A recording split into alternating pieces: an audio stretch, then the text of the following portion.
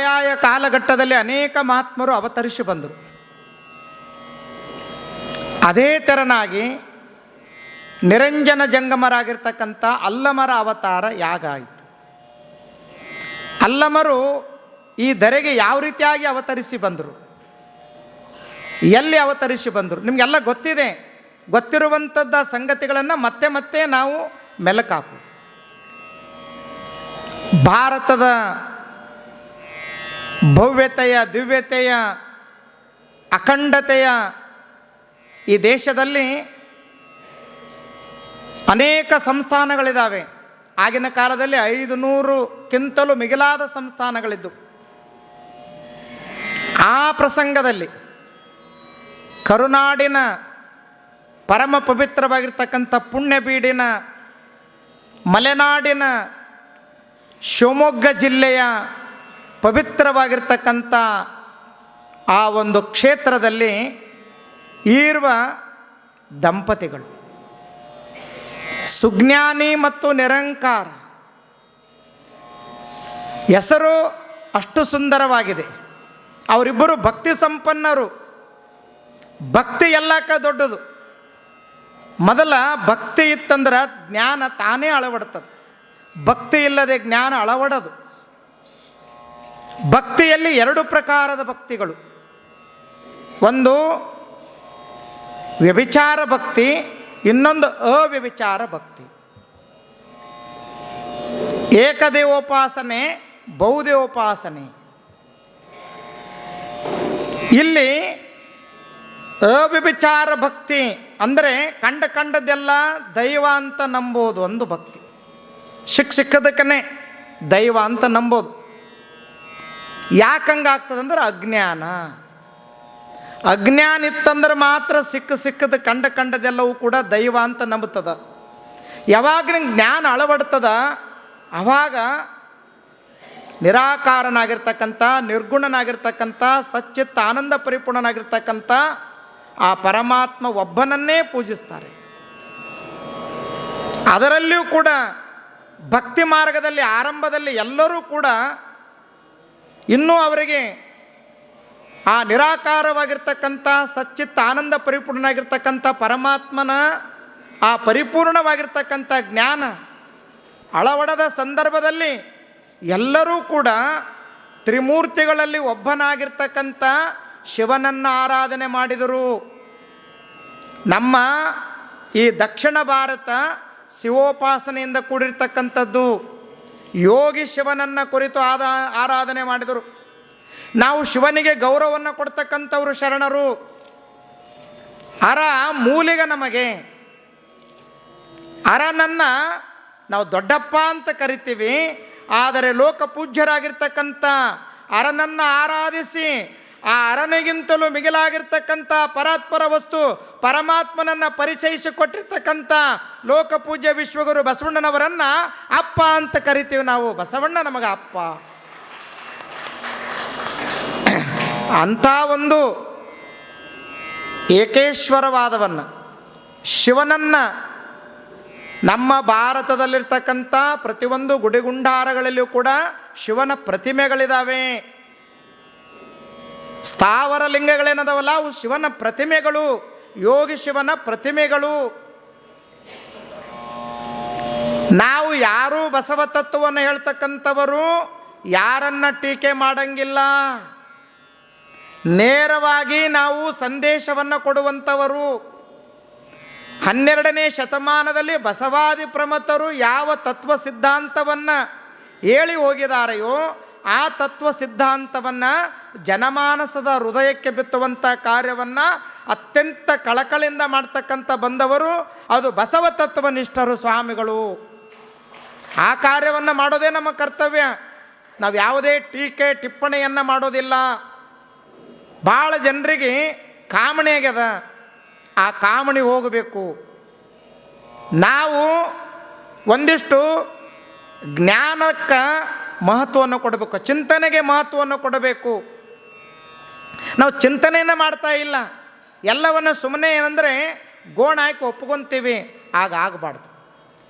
ಇಲ್ಲಿ ಆ ಏಕೇಶ್ವರವಾದದ ತತ್ವದ ಅಡಿಯಲ್ಲಿ ನಿರಹಂಕಾರ ಮತ್ತು ಸುಜ್ಞಾನಿಯರು ಇಬ್ಬರು ಭಕ್ತಿಯನ್ನು ಮಾಡ್ತಾ ಇದ್ದರು. ಭಕ್ತಿಗೆ ಒಲದಾನ ಭಗವಂತ, ಭಕ್ತಿಗೇ ದೇವರು ಒಲಿಯೋದು. ಭಕ್ತಿಗೆ ಬಿಟ್ಟು ಮತ್ತೊಂದಕ್ಕೆ ದೇವರು ಒಲಿಮೆ ಆಗಂಗಿಲ್ಲ. ಅದಕ್ಕಾಗಿನೇ ಅಪ್ಪವರಂತಾರ, ನಾದ ಪ್ರಿಯ ಶಿವನೆಂಬುವರು ನಾದ ಪ್ರಿಯ ಶಿವನಲ್ಲವಯ್ಯ, ವೇದ ಪ್ರಿಯ ಶಿವನೆಂಬುವರು ವೇದ ಪ್ರಿಯ ಶಿವನಲ್ಲವಯ್ಯ. ನಾದವ ಮಾಡಿದ ರಾವಣಂಗೆ ಅರೆಯಾವಿಷ್ಯವಾಯಿತು, ವೇದವನ್ನು ಓದಿದ ಬ್ರಹ್ಮನ ಸಿರ ಹರಿದು ಹೋಯಿತು. ನಾದ ಪ್ರಿಯನೂ ಅಲ್ಲ, ವೇದ ಪ್ರಿಯನೂ ಅಲ್ಲ, ಭಕ್ತಿ ಪ್ರಿಯ ನಮ್ಮ ಕೂಡಲ ಸಂಗಮ ದೇವ.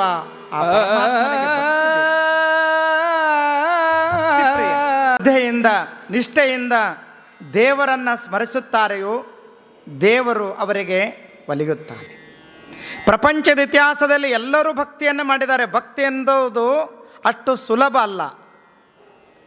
ಭಕ್ತಿ ಅಂದರೆ ಭಾಳ ನಾವು ಸುಲಭ ಅಂತ ತಿಳ್ಕೊಂಡೀವಿ. ಭಕ್ತಿ ಅಂದರೆ ಮಾಡಬೇಕಾಗ್ತದೆ. ನಾವು ಏನನ್ನ ಕೊಟ್ಟು ದೇವರನ್ನು ಒಲಗಿಸ್ಕೊಳ್ಳಿಕ್ಕೆ ಹೊಂಟಿದ್ದೀವಿ. ದೇವರಿಗೆ ಆಸೆ ಆಮಿಷಗಳನ್ನು ಒಡ್ಲಿಕ್ಕತ್ತೀವಿ. ದೇವರಿಗೆ ಏನೇನೂ ಬೇಕಾಗಿಲ್ಲ. ನಮ್ಮ ಪರಮ ಪವಿತ್ರವಾಗಿರ್ತಕ್ಕಂಥ ನಿಷ್ಕಲ್ಮಶ ಹೃದಯದಿಂದ ನಾವ್ಯಾರು ಏನಪ್ಪ ಅಂದರೆ ಪರಮಾತ್ಮನನ್ನು ಕುರಿತು ಪ್ರಾರ್ಥನೆ ಮಾಡ್ತೀವಲ್ಲ, ಅವರ ಕರೆಗೆ ಪರಮಾತ್ಮ ಓ ಅಂತಾನ. ಅದಕ್ಕಾಗಿ ಅಪ್ಪವರಂತಾರ, ಭಕ್ತಿಯಿಂದ ಕರೆದಡೆ ಓ ಎನ್ನನೇ ಶಿವನು, ನಂಬದೆ ನಚ್ಚರೆ ಬರೆದ ಕರೆವರ ಕೊಂಬಿ ಮೆಟ್ಟಿ ಕೂಗೆಂದ ನಮ್ಮ ಕೂಡಲ ಸಂಗಮ ದೇವ. ಭಕ್ತಿಯಿಂದ ಕರೆದಡೆ ಓ ಎನ್ನನೇ ಶಿವನು. ಭಕ್ತಿಯಿಂದ ಕರಿಬೇಕು ಪರಮಾತ್ಮನನ್ನು. ಆಶೆ ಆಮಿಷಗಳನ್ನು ಒಡ್ಡಿ ಅಲ್ಲ. ಇವತ್ತು ನಾವು ನೋಡ್ತಾ ಇದ್ದೀವಿ, ಏನೇನು ಮಾಡ್ತಾ ಇದ್ದೀವಿ ನಾವು. ನಾನು 100 ಕೋಟಿ ಕೊಟ್ಟೆ, ಬಂಗಾರ ಕಿರೀಟವನ್ನಿಟ್ಟೆ, ಬೆಳ್ಳಿದು ಏನೋ ಮಾಡಿಸಿದೆ. ಇದು ಯಾವುದೂ ಅವನಿಗೆ ಬೇಕಾಗಿಲ್ಲ. ಎಲ್ಲವನ್ನು ಕೊಟ್ಟಂಥ ಪರಮಾತ್ಮನಿಗೆ ನೀವೇನು ಕೊಡೋಕ್ಕೆ ಸಾಧ್ಯ ಇದೆ? ಸುಮ್ಮನೆ ತಣ್ಣಗೆ ಕೂಡ್ರಿ, ಪ್ರಾರ್ಥನೆಯನ್ನು ಮಾಡಿ. ಅದನ್ನು ಬಿಟ್ಟಿವಿ, ನಾವೇನೇನೋ ಮಾಡಾಕೊಂತೀವಿ. ಏನೆಲ್ಲ ಮಾಡಾಕೊಂತೀವಿ ಯವ್ವ ತಾಯಿಂದ್ರ, ಆಳು ಮೂಳು ಎಲ್ಲ ತೊಗೊಂಡು ಬರೋರು ನೀವೇ. ಯಾಕಂದ್ರೂ ಗೊತ್ತಿಲ್ಲ. ಅವರು ತಂದಾರ, ಅದಕ್ಕೆ ನಾವು ತಂದೀವಿ. ಅವರು ಮಾಡ್ಯಾರ, ಅದಕ್ಕೆ ನಾವು ಮಾಡಾಕತ್ತೀವಿ. ನಮಗೆ ತಿಳಿದು ಮಾಡ್ತಾ ಇಲ್ಲ, ನಾವು ನೋಡಿ ನೋಡಿ ಮಾಡಾಕತ್ತೀವಿ. ಆದರೆ ಭಕ್ತಿಯನ್ನು ದೃಢ ಸಂಕಲ್ಪದಿಂದ ಮಾಡಬೇಕು. ಅವ್ರಿವ್ರು ಮಾಡ್ಯಾರಂತ ತಿಳ್ಕೊಂಡು ಮಾಡೋದಲ್ಲ. ಜಂಬು ದ್ವೀಪ ನವಕಂಡ ಪೃಥ್ವಿಯೊಳಗೆ ಕೆಳಿರಯ್ಯ ಎರಡಾಳಿನ ಭಾಷೆ, ಕೊಲುವನೆಂಬ ಭಾಷೆ ದೇವನದು, ಗೆಲುವನೆಂಬ ಭಾಷೆ ಭಕ್ತನದು. ಸತ್ಯ ಅನ್ನುವಂಥ ಕೂರಲಗನೆ ಹಿಡಿದುಕೊಂಡು ಸದ್ಭಕ್ತರು ಗೆದ್ದರು ಕಾಣ ಕೂಡಲ ಸಂಗಮ ದೇವ. ಸತ್ಯ ಅನ್ನುವಂಥ ಕೂರಲಗನೆ ಹಿಡಿದುಕೊಂಡು ಸದ್ಭಕ್ತರೇ ಗೆಲುವಾಗ್ತದ. ದೇವರು ಅನೇಕ ಕಷ್ಟಗಳನ್ನು, ಕಾರ್ಪಣ್ಯಗಳನ್ನು, ನೋವುಗಳನ್ನು, ನಲಿವುಗಳನ್ನು ಕೊಡ್ತಾನ. ಆದರೆ ನಾವ್ಯಾರೂ ಹಿಂದಕ್ಕೆ ತಿರುಗಿ ನೋಡಬಾರ್ದು. ಎಡದ ಭಕ್ತಿಯನ್ನು ದೃಢ ಮನಸ್ಸಿನಿಂದ ಮಾಡಬೇಕು. ಅಂದಾಗ ದೇವನ ಒಲುಮೆ. ಇಲ್ಲಿ ನಿರಂಕಾರಿ ಸುಜ್ಞಾನಿ ದೇವಿ ಇಬ್ಬರು ಭಕ್ತಿಯನ್ನು ಮಾಡ್ತಾಯಿದ್ರು. ಯಾಕೆ ಅಂದರೆ ಅವರಿಗೆ ಮಕ್ಕಳಿರಲಿಲ್ಲ. ಎಲ್ಲರಿಗೂ ಇದಾ ಕೊರಗು ನೋಡ್ರಿ, ಎಲ್ಲರಿಗೂ ಇದಾ ಕೊರಗು. ಮಕ್ಕಳಿಲ್ಲ ಅನ್ನುವಂಥ ಕೊರಗು. ಎಲ್ಲ ಕೊಟ್ಟಿರ್ತಾನೆ ಪರಮಾತ್ಮ, ಏನೆಲ್ಲ ಸಂಪತ್ತನ್ನು ಕೊಟ್ಟಿರ್ತಾನ, ಮಕ್ಕಳಿರಂಗಿಲ್ಲ. ಇದೇ ನಿಮ್ಮ ಸಿರಸಂಗಿ ಲಿಂಗರಾಜರಿಗೆ ಏನೆಲ್ಲ ವೈಭವ, ಏನೆಲ್ಲ ಸಂಪತ್ತು, ಸಾವಿರಾರು ಎಕರೆ ಜಮೀನಿತ್ತು, ಆದರೆ ಮಕ್ಕಳಿಲ್ಲ. ಕೊರಗೆ ಹೆಂಗಿಟ್ಟಿರ್ತಾನ, ಎಲ್ಲರಿಗೂ ಎಲ್ಲ ಕೊಟ್ಟಿರಲ್ಲ ಪರಮಾತ್ಮ. ಏನಾದರೂ ಒಂದು ಕೊರಗಿಟ್ಟಿರ್ತಾನ. ಆದರೂ ಅದರಲ್ಲೇ ನಾವು ಸಂತೋಷದಿಂದಿರಬೇಕು, ಅದರಲ್ಲೇ ನಾವು ಸಂತೃಪ್ತಿಯಿಂದಿರಬೇಕು. ಇವರು ಭಕ್ತಿಯನ್ನು ಮಾಡ್ತಾಯಿದ್ರು, ದೃಢ ಮನಸ್ಸಿನಿಂದ ಮಾಡ್ತಾಯಿದ್ರು. ನಾವು ಬೇಡಿಕೆಗಳನ್ನಿಟ್ಟು ಮಾಡಾಕತ್ತೀವಿ, ನಾವು ನೋಡಿ ನೋಡಿ ಮಾಡಾಕತ್ತೀವಿ, ಹೆಂಗೆ ಬೇಕಂಗೆ ಮನಸ್ಸಿಗೆ ಬಂದಂಗೆ ಮಾಡಾಕತ್ತೀವಿ. ನೋಡ್ಬೇಕು ನಿಮ್ದೆಲ್ಲ ಇವೇನು ಬರ್ತಾವಲ್ಲ. ಮಾತಾಡೋದು ಭಾಳ ಕಷ್ಟ ಇದೆ ರೀ, ಆದರೂ ಕೂಡ ಸತ್ಯವನ್ನು ಹೇಳಬೇಕು. ಮಾತಾಡೋದು ಕಷ್ಟ ಇದೆ ಇವತ್ತಿನ ದಿನಮಾನಗಳಲ್ಲಿ. ಸತ್ಯ ಹೇಳಿದ್ರೆ ತೊಂದರೆಗಳಿದ್ದಾವೆ. ಮತ್ತು ಸತ್ಯ ಹೆಂಗೆ ಹೇಳಬೇಕು? ಸತ್ಯ ಹೇಳಬೇಕಾಗ್ತದ. ನಾವು ಪ್ಲ್ಯಾಸ್ಟಿಕ್ ಗೊಂಬೆಗಳನ್ನು ತಂದು ಪೂಜೆ ಮಾಡಕತ್ತೀವಿ. ಪ್ಲ್ಯಾಸ್ಟಿಕ್ ಗೊಂಬೆ ಹೆಂಗೆ ದೇವರಾಗ್ತದಂದ್ರೆ ಮತ್ತೊಬ್ಬರಿಗೆ ಏನಪ್ಪ ಅಂದ್ರೆ ನೋವು ಆಗ್ತದಂತಾರೆ. ಪ್ಲ್ಯಾಸ್ಟಿಕ್ ಗೊಂಬೆಗೆ ಏನಾದರೂ ಅಂದ್ರೆ ದೇವರು ಬೇರೆನೇ, ಆದ್ರೆ ಪ್ಲ್ಯಾಸ್ಟಿಕ್ ಗೊಂಬೆ ಬೇರೆನೇ. ನಾವು ಪ್ಲ್ಯಾಸ್ಟಿಕ್ ಗೊಂಬೆಯನ್ನು ದೇವರನ್ನು ತಿಳ್ಕೊಂಡಿವೆಲ್ಲ. ಎಷ್ಟು ಅಜ್ಞಾನ! ವಿಚಾರ ಮಾಡ್ರಿ ನೀವೆಲ್ಲ. ಯಾಕ್ರಿ ಹಿಂಗ್ಯಾಕೆ ಮಾಡ್ತೀರಿ ಅಂದ್ರೆ ಅವ್ರು ಮಾಡ್ಯಾರಿ, ಅದಕ್ಕೆ ನಾವು ಹಿಂಗೆ ಮಾಡಕತ್ತೀವಿ. ಒಂದು ತಮಾಷೆಗೊಂದು ಘಟನೆಯನ್ನು ಹೇಳಿ ನಾನು ಮತ್ತೆ ವಿಷಯಕ್ಕೆ ಬರ್ತೀನಿ.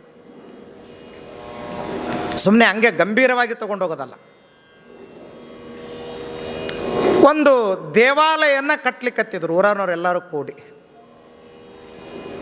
ಸುಮ್ಮನೆ ಪೌರಾಣಿಕ ಪರಿಕಲ್ಪನೆ,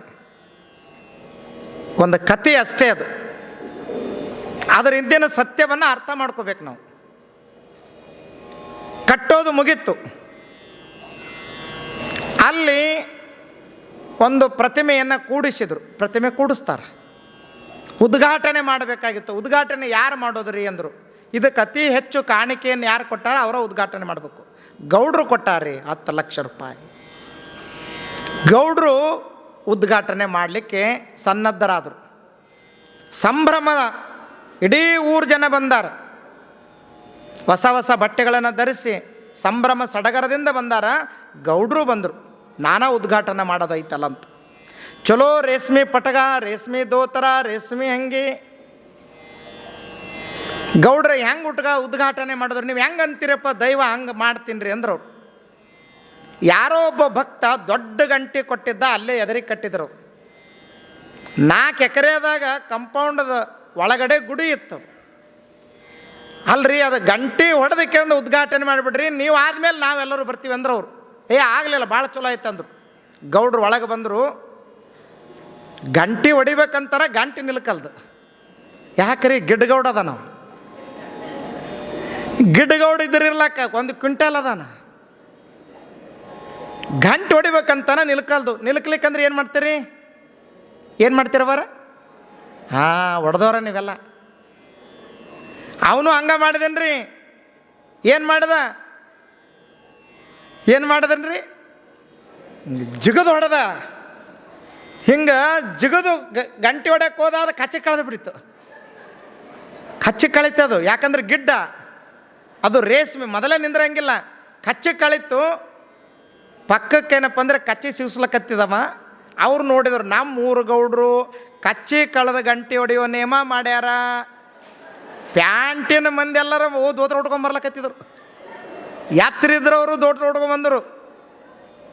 ಬಂದವರೆಲ್ಲರೂ ಕಚ್ಚಿ ಕಳೆದ ಗಂಟೆ ಹೊಡೆದು. ಯಾಕ್ರಿ ಅಂದ್ರೆ ಗೌಡ್ರು ಕಚ್ಚಿ ಕಳೆದ ಗಂಟೆ ಹೊಡೆದಾರ, ಅದಕ್ಕೆ ನಾವು ಹೊಡ್ಯಾಕತ್ತೀವಿ. ಹಂಗಾಗಿ ಅದು ನಮ್ಮ ಪರಿಸ್ಥಿತಿ ಇವತ್ತ. ನಾವೆಲ್ಲ ಹಂಗೆ ಮಾಡಾಕತ್ತೀವಿ ನಾವೆಲ್ಲ. ಅದಕ್ಕಾಗಿ ಅಪ್ಪೋರಂತರ ನೋಡಿ ನೋಡಿ ಮಾಡುವ ನೇಮ ಅವು ಲಿಂಗ ತತ್ವಕ್ಕೆ ಹೊರಗು ಕಾಣ ಕೂಡಲ ಸಂಗಮ ದೇವ. ನೋಡಿ ನೋಡಿ ನಾವೇನು ನೇಮ ಮಾಡ್ತೀವಲ್ಲ, ಅದು ಲಿಂಗೈಗೆ ಮೆಚ್ಚುಗೆ ಆಗೋದಿಲ್ಲ. ಒಳಗೆ ಹುಟ್ಟಬೇಕದು ಭಕ್ತಿ. ಇವ್ರು ಭಕ್ತಿಯನ್ನು ಮಾಡಕತ್ತಾರ. ಅಲ್ಲಿ ಗುರುಗಳಿಗೆ ಕೇಳಿದರು, ಯಪ್ಪ ಭಾಳ ದಿವಸ ಆಗ್ಯದ, ನಮಗೆ ಮಕ್ಕಳಾಗಿಲ್ಲ, ನಮಗೊಂದಿಷ್ಟು ಅನುಗ್ರಹ ಆಗಬೇಕಲ್ಲ, ಆಶೀರ್ವಾದ ಆಗಬೇಕಾಯ್ತಲ್ಲ. ಗುರುಗಳು ಹಣ್ಣು ಹಂಪಲುಗಳನ್ನ ಕೊಟ್ಟು, ಗುರುವಿನ ನುಡಿಯೊಳಗೆ ಒಂದು ಶಕ್ತಿ ಇರ್ತದೆ, ತಾಕತ್ತಿರ್ತದೆ. ನೀವೇನು ಭಕ್ತಿ ಹಿಡ್ದಿರಲ್ಲ ಅದನ್ನು ಬಿಡಕ್ಕೆ ಹೋಗ್ಬೇಡ್ರಿ. ನೀವು ಸುಪ್ರಭಾತದ ಸಮಯದಲ್ಲಿ ಮುಂಜಾನೆ 3 ಗಂಟೆಗೆ, 9 ಆದರೂ ಹೇಳಂಗಿಲ್ಲ ನಾವು, 3 ಗಂಟೆಗೆ, ಮುಂಜಾನೆ 3 ಗಂಟೆಗೆ ಸುಪ್ರಭಾತದ ಸಮಯದಲ್ಲಿ ಅರ್ತಿಯಲ್ಲಿ ಲಿಂಗವನೆನೆದಡೆ ತಪ್ಪುವಯ್ಯ ಅಪಮೃತ್ಯು ಕಾಲ ಕರ್ಮಗಳು. ನೋಡ್ರಿ, ಮೃತ್ಯುವನ್ನೇ ಗೆಲ್ಲಕ್ಕೆ ಬರ್ತದಂತ. ಮೃತ್ಯುವನ್ನೇ ಗೆಲ್ಲಕ್ಕೆ ಬರ್ತದಂದ್ರೆ ಸಣ್ಣ ಪುಟ್ಟ ಇಷ್ಟಾರ್ಥಗಳು ಯಾಕೆ ಈಡೇರಂಗಿಲ್ಲ? ಖಂಡಿತವಾಗಲೂ ನಾವು ಆ ಜಾವದಲ್ಲಿ ಏನು ಭಕ್ತಿಯನ್ನು ಮಾಡ್ತೀವಲ್ಲ, ಆ ಭಕ್ತಿಗೆ ಭಗವಂತ ಅನುಗ್ರಹವನ್ನು ಮಾಡ್ತಾನ. ಅಂಥ ಒಂದು ಶಕ್ತಿ ಆ ಸಮಯಕ್ಕದ. ನಮಗೂ ಹೇಳ್ತಾರೆ ನೋಡ್ರಿ, ಆ ನೇಮ ಈ ನೇಮ, ಆ ಸೋಮವಾರ ವೃತ ಈ ಸೋಮವಾರ ವೃತ, ಅವು ಕೊಡ್ತಾವೋ ಬಿಡ್ತಾವೋ ಗೊತ್ತಿಲ್ಲ. ನೀವು ಲಿಂಗ ಕಟ್ಕೊಂಡಿರೋ ಅಥವಾ ಬಿಟ್ಟಿರೋ ಗೊತ್ತಿಲ್ಲ, ಅದು ನಿಮ್ಮ ಇಚ್ಛೆ. ಅದಕ್ಕೆ ಇಷ್ಟ ಲಿಂಗ ಇಷ್ಟಪಟ್ಟೇನಪ್ಪ ಅಂದ್ರೆ ಲಿಂಗ ಕಟ್ಕೋಬೇಕಂತ ಐತಿ. ಯಾರು ಇಷ್ಟವನ್ನು ಪಟ್ಕೊಂಡು ನೀವು ಲಿಂಗ ಕಟ್ಕೊಂಡು ಲಿಂಗ ಪೂಜೆ ಮಾಡ್ತೀರಿ, ಮಾಡಿರಿ, ಅದು ಭಾರಿ ಯೋಗ್ಯ. ಅದು ಅಂತಿಮ ಸತ್ಯ. ಅದು ಇಲ್ರಿ ನಮಗೆ ಲಿಂಗ ದೀಕ್ಷೆ ತಗೊಳಕ್ಕಾಗಿಲ್ಲ ಅಂದ್ರೂ ಕೂಡ ಮಂತ್ರ ಸಾರ್ವತ್ರಿಕದ. ಮಂತ್ರದಲ್ಲಿ ಅದ್ಭುತವಾಗಿರ್ತಕ್ಕಂಥ ಶಕ್ತಿ ಐತಿ. ನೀವು ಸುಮ್ಮನೆ ಆ ಸಮಯದ ಕೂತ್ಕೊಂಡೇನಪ್ಪ ಅಂದ್ರೆ ನೀವೆಲ್ಲರೂ ಭಕ್ತಿಯಿಂದ ಶ್ರದ್ಧೆಯಿಂದ ಆ ಪರಮಾತ್ಮನ ನಾಮಸ್ಮರಣೆಯನ್ನು ಮಾಡಿ ನೀವು ಸಂಕಲ್ಪವನ್ನು ಮಾಡಿರಿ, ಕೆಲವೇ ದಿನಗಳಲ್ಲಿ ನಿಮ್ಮ ಸಂಕಲ್ಪ ಈಡೇರ್ತದೆ. ಅಂಥ ಶಕ್ತಿ ಅದಕ್ಕದ. ಸಂಕಲ್ಪದಲ್ಲಿ ಅದ್ಭುತ ಶಕ್ತಿ ಅದ. ಯಾವಾಗಲೂ ಸಕಾರಾತ್ಮಕವಾಗಿರ್ತಕ್ಕಂಥ ವಿಚಾರಗಳನ್ನೇ ಮಾಡಬೇಕು, ಎಂದೂ ನಕಾರಾತ್ಮಕ ವಿಚಾರಗಳನ್ನ ಮಾಡಬಾರ್ದು.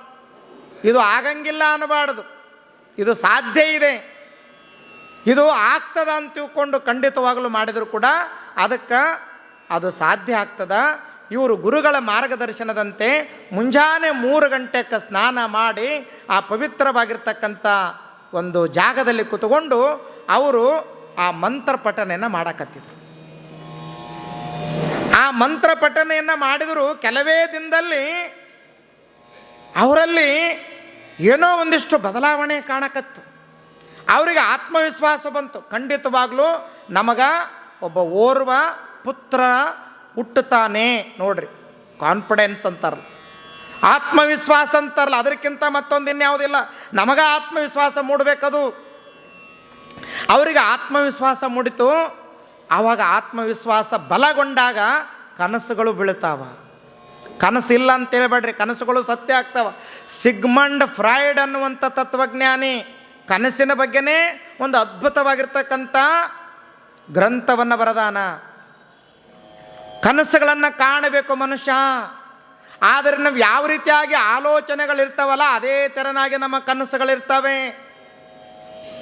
ಅಬ್ದುಲ್ ಕಲಾಮರು ಕೂಡ ಒಂದು ಕಡೆ ಹೇಳ್ತಾರೆ, ಯಾರು ಸುಂದರವಾಗಿರ್ತಕ್ಕಂಥ ಕನಸುಗಳನ್ನು ಕಾಣುವುದಿಲ್ಲವೋ ಅವ್ರ ಜೀವನ ನನಸಾಗಲಾರದು.